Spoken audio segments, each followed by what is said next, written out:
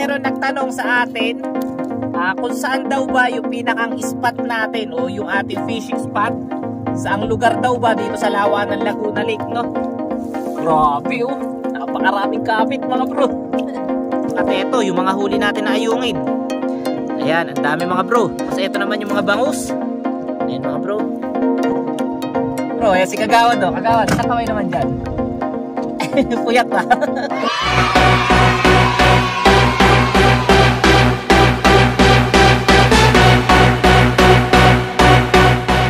Yo, what's up? Good morning sa inyong lahat mga bro. Mapagpalang araw sa ating lahat. Napakaganda ng umaga mga bro. Kita nyo naman mula dito sa laot. Ngayong umaga, namanti ulit tayo ng pang-ayungin. At nadawian na naman tayo ng madaming ayungin. Bro, eto na yung huli natin oh. Ayan, kalahating box na. Tapos hindi lang ito ang huli natin ngayong umaga. Dahil kagabi, kanina, nakapagtakal na tayo mga bro ng 7 kilo na ayungin sa mga ngalakal. Si Kagawad mga bro ay pumunta sa gilid at ibinenta yung ating mga mga huli kagabi hanggang ngayon na madaling araw. Tapos itong papaumaga mga bro, ayan kapit na naman. So hindi pa kasi natin sinamsam kanina yung ating lambat. Dahil para meron tayo kahit paano na panlako pag uwi natin sa atin. Ayun, kaya double purpose mga bro yung ating yung ating pangingisda na nakapagbenta na tayo sa mga ngalakal at meron pa tayong maiilako mamaya pag uwi natin, diba? Syempre, meron din tayong ulam. Ayan. Kaya mga bro, may huli tayo na medyo maliit talahisa. Sumasabit lang yung mga bibig niyan. So yan, papakawala natin. Medyo maliit pa yan. Hindi good size.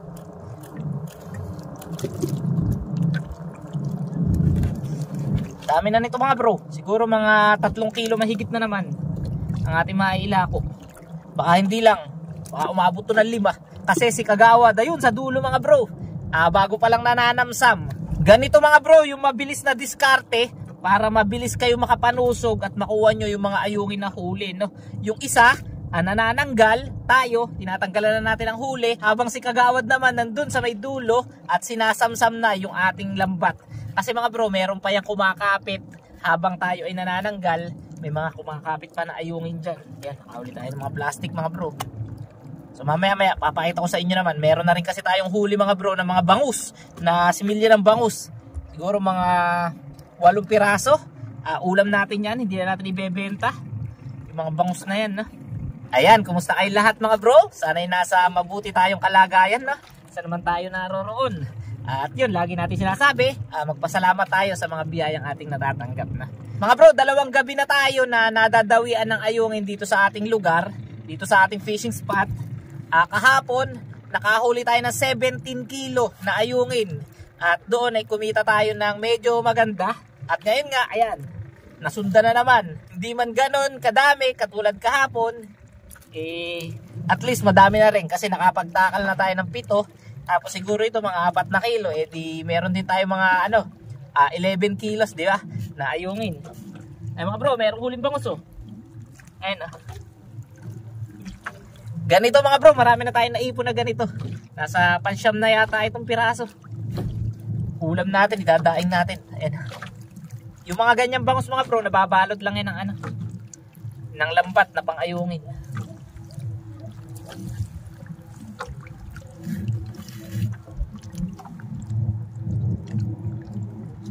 Nga pala mga bro, meron nagtanong sa atin kung saan daw ba yung pinakang spot natin o yung ating fishing spot.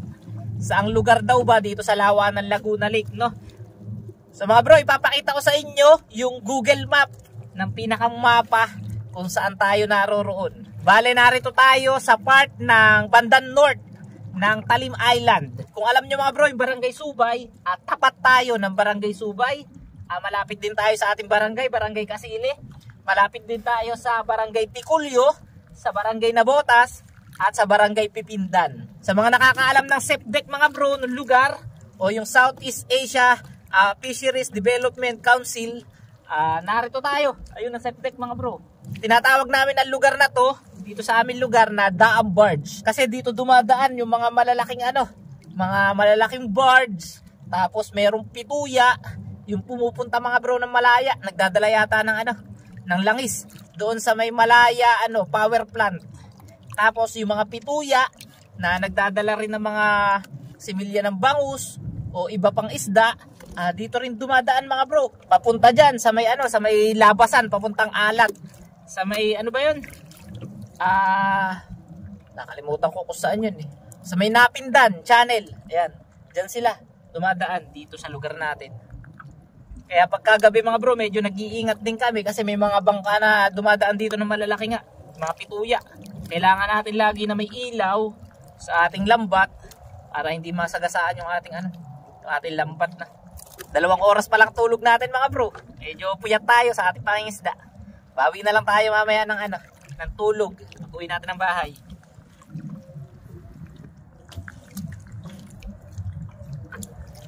Ganda ng ulap mga bro. Pagsikat ng araw.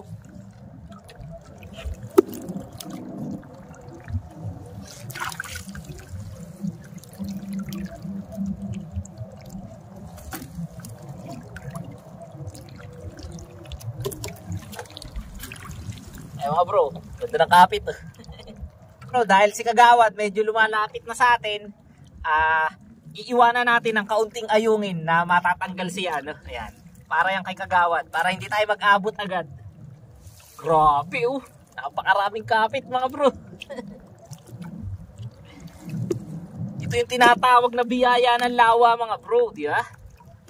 Talagang biyaya sa mga mangingisda yung ganitong huli. Madami.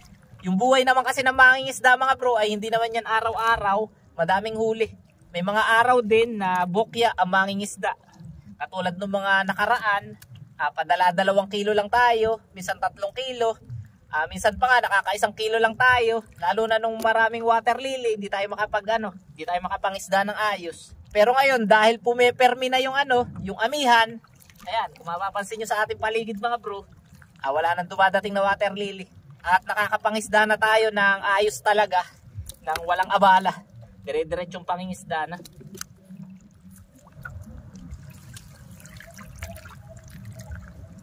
Gamit ni Kagawad mga bro yung yung talig PH na bangka.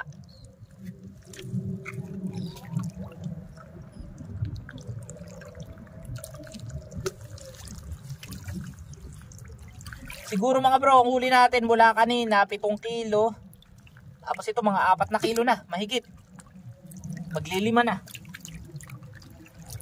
Ay, si Kagawad mga bro, may tinatanggalan pa May kapit pa rin ang ayungin doon sa kanya. Dumadawi kasi ang ayungin mga bro, kumakapit yan pagka yung papaumaga. Kaya hindi muna natin siya tinanggal. Ito naman kasi mga bro, itong mga ayungin na ito, hindi na natin naabutan yung mga ngalakal. Umaalis kasi ng alas 5 ng umaga. Ayan, huling banata na to. Kaya hindi na natin naabutan yun. Kaya itong mga ayungin na ito, talagang ilalako na lang natin to para maging pera. Aww.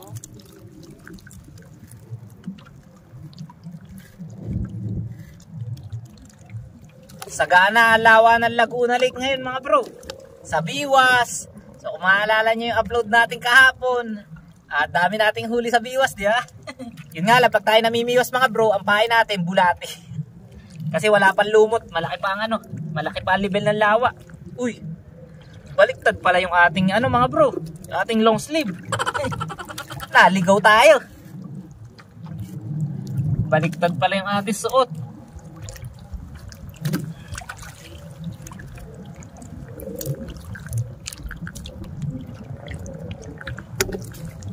Ay mga bro, mag-aabot na tayo ni Kagawad.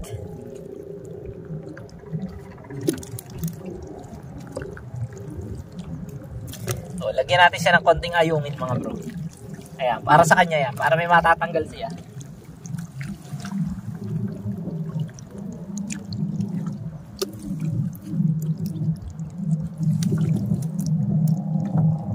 Nga pala mga bro, nagplaplano ako na magbenta sa ating mga subscriber, mag-business. Magbebenta tayo ng mga lambat, pantilapia, pang-ayungin. Tapos try natin gumawa ng Shopee account para pwede nyong i-order sa Shopee yung ating yung ating mga paninda o yung ating mga panty na binebenta yung lambat. So abangan nyo yan. Pinaplano ko pa lang yan. Magbebenta tayo. Kasi madami na rin nagtatanong sa ating mga subscriber, bro, saan ba nakakabili ng gawa na pante?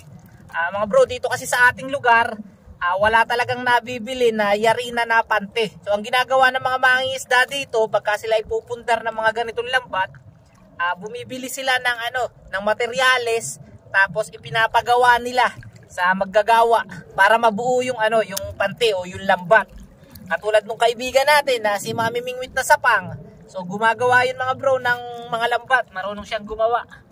So tayo, dahil naisip natin, maraming mga subscriber tayo na na nangangailangan ng lambat, susubukan natin na magbenta para syempre magkaroon din kayo ng ng lambat o yung pante. So yung mga ganito mga bro, gamit na gamit to kahit saan. Sa alat, sa lawa, sa ilog, sa sapa, sa mga pan. Talagang ang pante, panghuli talaga ng isda, no? So abangan nyo yan. Maglalagay tayo ng mga paninda natin mga bro. Iba-iba, may pantilapia, pang-ayungin, meron naman pamplapla, may pambangus din. So titingnan natin, pag-aaralan pa natin yung proseso ng business na iyan. Plano natin mag-business. Ay na si Kagawad mga bro, malapit na tayo magtago.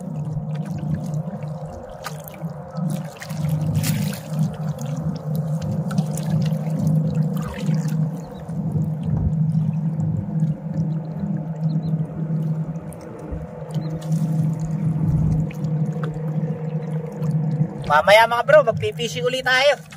Mamimingwit ulit tayo doon sa favorite natin na spot. Kasi talagang madawi doon sa lugar na yun, yung malalaking tilapia. So sana kaya pa ng katawan natin. Yun, may malaking alon.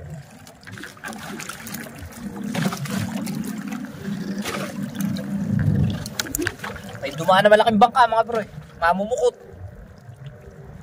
Sana kaya pa ng katawan natin, hindi tayo antukin. Mamaya na lang tayo matulog mga alas 12 ng tanghali hanggang alas 4 ng hapon para bawi ang ating lakas.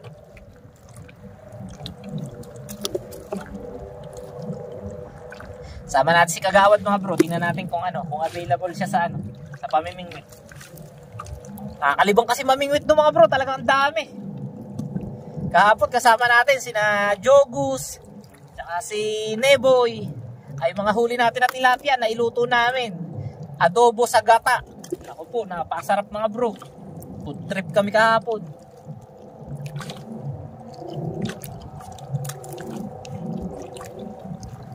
Ay mga bro, papasok na panahon ng amihan. Ramdam na natin yung simoy ng Pasko. Ang dampi ng hangin. So, ganyan, pag magpapasko mga bro amihan na simoy, tapos malamig ang simoy. Kaya kailangan dito sa laot, doble-doble yung mo, jacket, kumot. Kasi talagang malamig. Masarap may kayakap dito mga bro sa sa laot. Shoutout sa mga kasamahan natin na bantay laot, bantay kubo. Nakasama ang kanilang mga mahal sa buhay. May nayayakap sila sa laot. So tayo nayayakap natin si Ami. So yan mga bro, abante ulit tayo kasi si Kagawad malapit na sa atin. Lagyan ulit natin siya ng ayungin na matatanggal. Ayan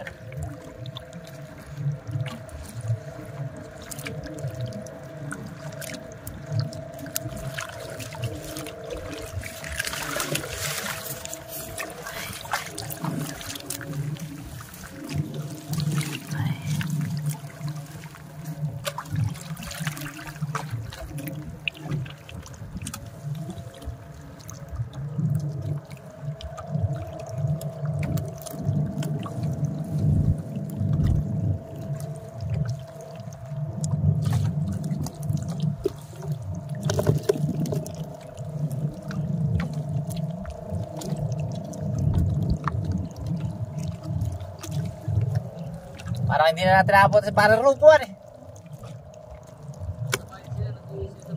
Oo. Pinadala lang. Ay si Pepsa nagtakal. Ay kumarin Julina rin.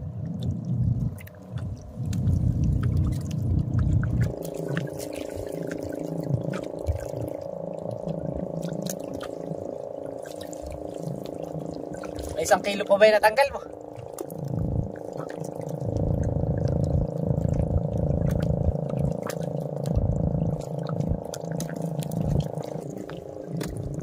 bro, kunin lang natin itong ating ilaw.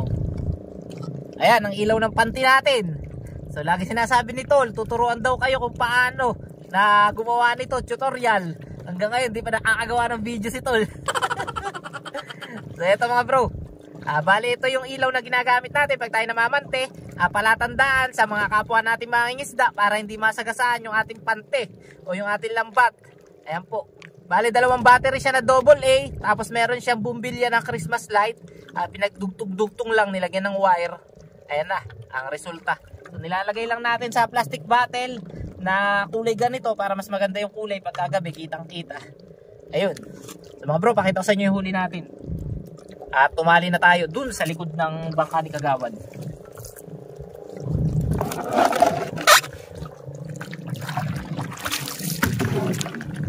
Pinagdalawahan natin mga bro yung ano, yung mga ayungin.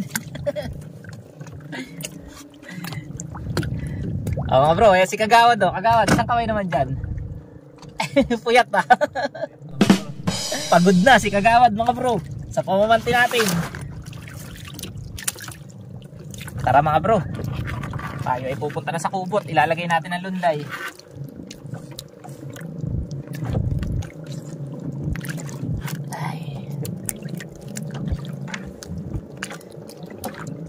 Ito yung mga bangus natin, oh. Ayan. Napakita ko sa inyo, madami rin. Maya maya na, papunta natin sa kubo. Tara, ayan, tapos na tayo. At ito, yung mga huli natin na ayungin. Ayan, ang dami mga bro. So estimate ko dito pa lang sa natanggal natin, nasa 4 na kilo na mahigit. Tapos ito naman yung mga bangus. Ayan mga bro. So bali 2, 4, 6, 8, 9. Siyam na pirasong bangus. Ulam na natin mga bro. Tapos si Kagawad, ayan, tapos na rin. So ayan mga bro, yung set deck ko. Ayan. Tapos barangay Subay, barangay Nabotas, barangay Pipindan, yung Tikulyo nandun sa likod ng bundok. Tapos ayan ang barangay Kasile, barangay Bumbong. Tapos yung ibang barangay pa dun sa Talim Island. Ayun yung kubo natin mga bro, dun tayo pupunta. So tara, let's go Kagawad.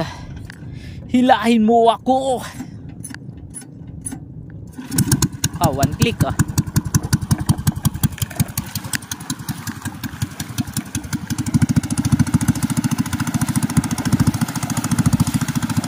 Taas na taas yung unahan mga bro.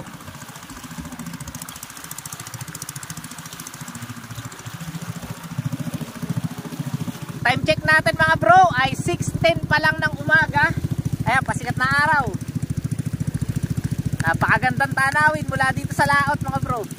So ganyan ang buhay namin dito bilang isang mangingisda ng lawa ng Laguna Lake. Doon naman sa laot mga bro, mapapansin nyo yung mga building na yun. Ayan banda yung mga ano, Makati, Taguig, papunta Muntinlupa. Diyan yan. So hindi lang kasi makita yung mga building mga bro dahil abo-abo ngayon. O yung para medyo malabo yung laot. So pagka ganyan na abo-abo sa laot, possible na mamayang hapon o tanghali humabagat. So ganun po yun. Ayan na, malapit na tayo sa kubo. At nakikita nyo na si Ami.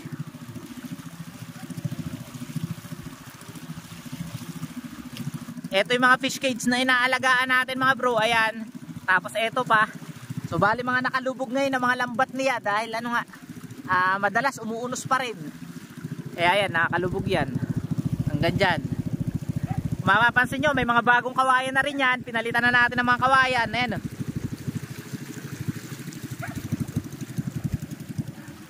Okay, narito na tayo mga bro. Ay, thank you Lord, natapos din sa pangingisda ngayong umaga.